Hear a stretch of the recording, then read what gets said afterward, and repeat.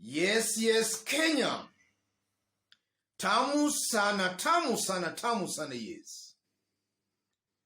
Parliament started the vetting of cabinet nominees today. So in this video, I want us to have a look at some of the events that occurred today during the vetting. Yes. On your screen there, you are seeing cabinet nominees wealth list. You are seeing Musalia Mudavadi, Prime CS, worth 4 billion Kenya shillings. Source of income, shares property, flight leasing company. Then you go to Justin Muturi, Attorney General, worth 700 million Kenya shillings. Source of income, farming, consultancy, speaker's pension. Aden Duale, Defense CS, worth 851 million Kenya shillings. Source of income, rental property, MP salary, livestock. Dr. Alfred Mutua, Foreign and Diaspora Affairs, worth 420 million Kenya shillings. Source of income, hotels, apartments, businesses. Alice Wahome, water and sanitation, worth 218 million Kenya shillings. Source of income, MP salary, legal practice, rental property. So that's as far as cabinet nominees wealth list is concerned. So you are seeing clearly that these are billionaires and millionaires. When William Ruto was campaigning for the presidency, he promised to form a government with the hustlers, Mama Mboga, Boda Boda, Mutu wa kiosk, maskini. William Ruto lied to the hustlers. He has actually formed a government with these fellow billionaires, with these fellow dynasties. So the foundation of William Ruto's government is based on deceit and lies. That comes out very, very clearly. And hustlers should and must know that William Ruto lied to them. And then something caught my attention. Justin Muturi's wealth doubles. November 18th, 2021, worth 300 million Kenya shillings. October 17th, 2022, worth 700 million Kenya shillings.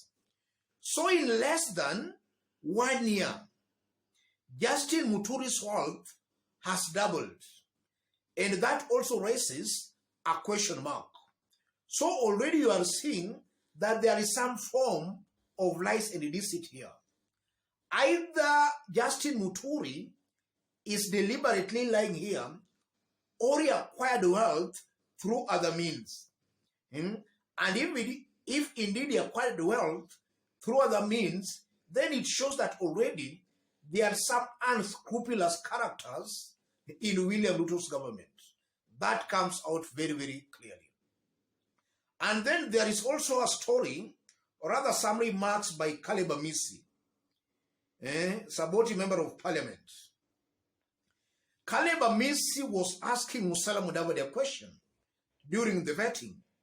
And this was the question. Musalia, I'm looking at your CV and I see that you became a minister in 1989 when I was only 3 years old. You have served as minister, deputy prime minister, and vice president over 30 years. I am now seated here as a second-term MP, vetting you for a position that does not exist in our constitution. Does this portray you as a man who has no ambition? Caleb Amisi, 17th October, 2022. In this video, I want us to dissect all those issues to see exactly what they mean politically. If you are watching us for the very first time, subscribe, give this video a like. Thank you. God bless you. Yes. To start it off, that vetting exercise was a wastage of taxpayers' money in the allowances those members of parliament earned. That list will be approved as it is, courtesy to Kenya Kwanza members of parliament. William Ruto has already instructed them to approve that list. So they will approve that list. In fact, there is no need of even wasting time looking at that vetting process. Nothing good will come out of it.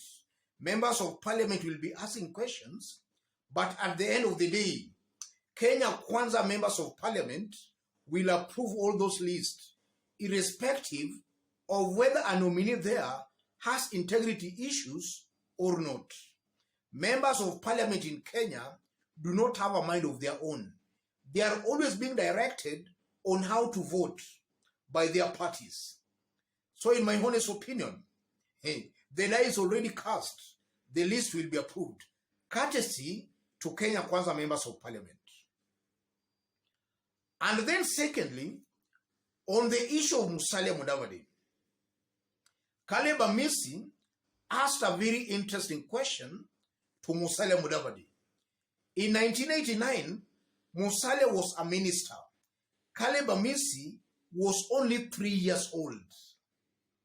And now Caleb Amisi is a two-time member of parliament vetting Musalia Mudavadi for a position that does not exist in the constitution.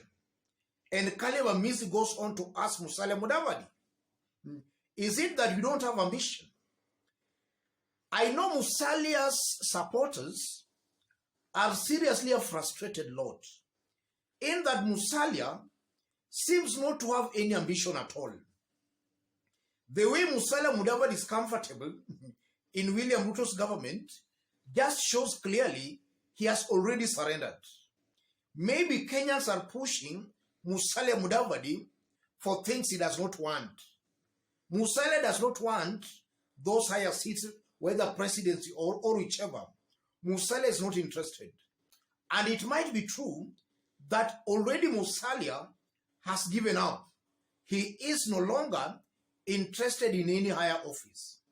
And I'm saying that because if you look at Musalia Mudavadi, and then you look at William Ruto's government, and the way William Ruto is organizing politics in Kenya Kwanza Alliance, it's almost very clear and very certain, upon William Ruto exiting the political stage, it's somehow obvious and very automatic that somebody from the mountain will just succeed William Ruto. Musalia Mudavadi, Musalia has no root in the succession matrix in Kenya Kwanza Alliance. But Musalia is just comfortable, not complaining, not facing any issue. And it's also very disappointing that Musalia has now resigned as ANC party leader. He has now resigned, is no longer the leader.